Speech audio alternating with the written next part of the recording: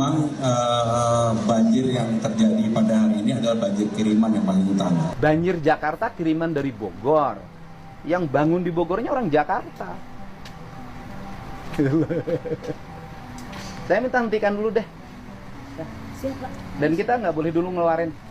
Iya. Sebelum ITB aja suruh kaji. Jangan kita. Bukan salah ibu loh. Ini salah negara. Kalau saya sih, pengusaha nggak salah. Salah negara nggak cerdas. Salah aparat tidak cerdas. Tidak melihat ke depan. Melihatnya hari ini aja transaksional. Karena Jawa Barat itu pada akhirnya dikepung bencana karena perubahan peruntukan lahan. Coba gini, gunung dirubah jadi begini. Dataran tengahnya, sungainya, penyempitan, ada perumahan di pinggir sungai. Daerah Bekasinya, rawaknya diuruk. Ya kalau banjir ya sudah, itu sudah otomatis. Secara prinsip satu ya, karena saya orang Sunda, punya leluhur Sunda, saya menyatakan bahwa kebahagiaan, kesejahteraan orang Sunda ini tergantung pada gunung ini. Kalau gunung ini dijaga, dirawat, masyarakatnya makmur. Tapi kalau gunung ini terus-terusan dieksploitasi, sudah nggak akan ada kemakmuran, bencana tidak akan pernah turun. Berapa tenaga kerjanya kan sedikit kalau menghitung.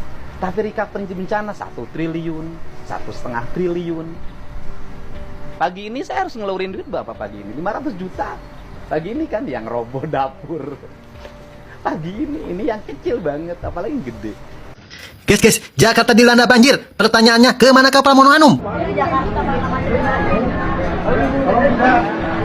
Jadi, baru-baru ini Jakarta dilanda banjir dan dikepung di mana-mana. Ini membuktikan bahwa Pramono Anum itu tidak becus bekerja.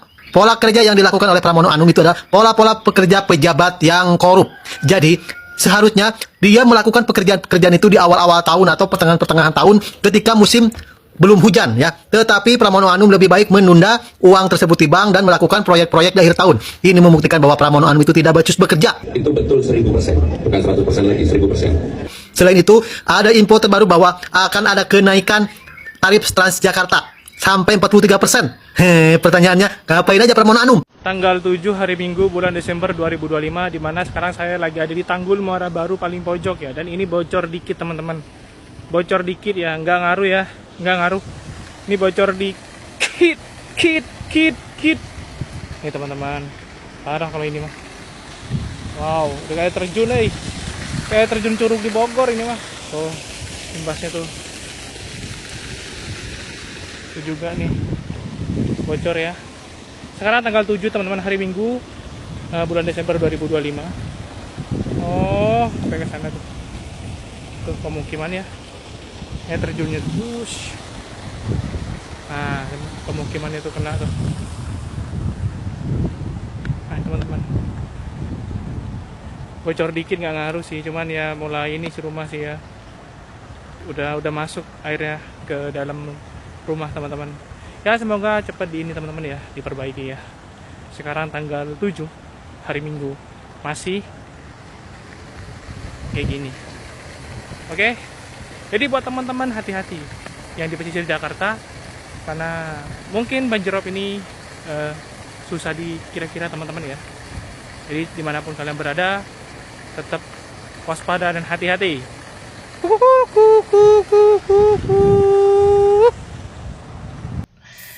Gubernur DKI Jakarta Pak Pramono bilang bahwa banjir yang terjadi adalah kiriman dari Bogor, Jawa Barat. Lalu ditanggapi oleh Gubernur Jawa Barat Bang Deddy Mulyadi mengenai perihal kiriman banjir dari Bogor ini. Yang dikirim ke Jakarta tidak hanya air, tapi juga istilahnya pajak yang besar dan uang yang banyak terhadap Jakarta tersebut. Karena memang banyak istilahnya perusahaan-perusahaan yang berizinkan secara nasional bekerjanya di wilayah Jawa Barat. Nah, tapi uangnya kan masuk ke wilayah Jakarta. Jadi kan dana di Jakarta udah besar. Logikanya pada saat mempunyai dana besar, mestinya Pak Pramono ini bisa istilahnya menanggulangi dan mempersiapkan nih seperti apa untuk musim penghujan yang akan menyebabkan banjir. Apakah diperbesar salurannya, apakah istilahnya membersihkan selokannya. Namun saya tidak melihat nih program kinerja yang memang persiapan untuk banjir tersebut. Dan melihat netizen yang berkomentar pun istilahnya beberapa komentar pun tidak ada yang melihat, malah katanya malah program untuk kucing ya, untuk istilahnya sterilisasi kucing. Nah ini yang urgent kan masalah banjir kok, ini malah mengurusi kucing. Nah ini yang perlu dipikirkan. Jadi istilahnya dengan dana yang sebesar itu, statement Pak Deddy Mulyadi harusnya bisa mempersiapkan. Masa dana besar tidak bisa mempersiapkan nih untuk menanggulangi hanya sebatas banjir?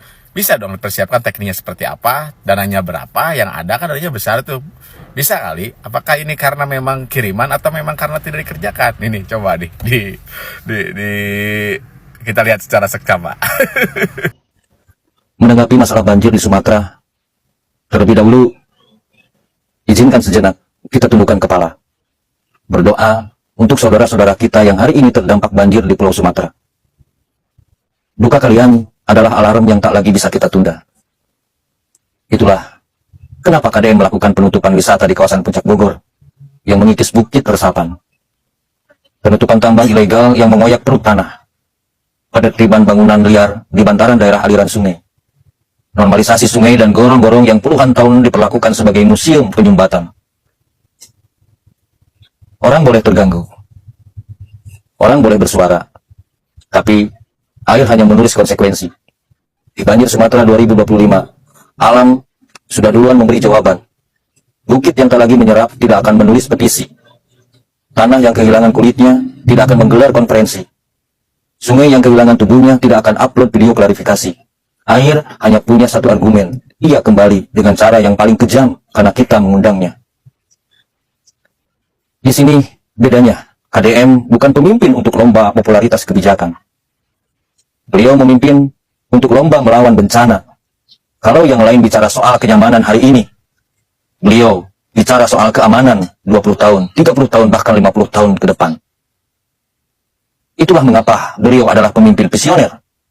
Tapi bukan visioner yang duduk di panggung diskusi. Visioner yang turun ke hulu masalah, bukan ke hilir opini. Seorang pemimpin yang menatap jauh, melangkah cepat, berpikir panjang. Benar, beliau pemimpin visioner itu. Karena beliau paham, empati yang terlambat hanya melahirkan kerangan bunga. Keberanian yang tepat waktu menyelamatkan nyawa.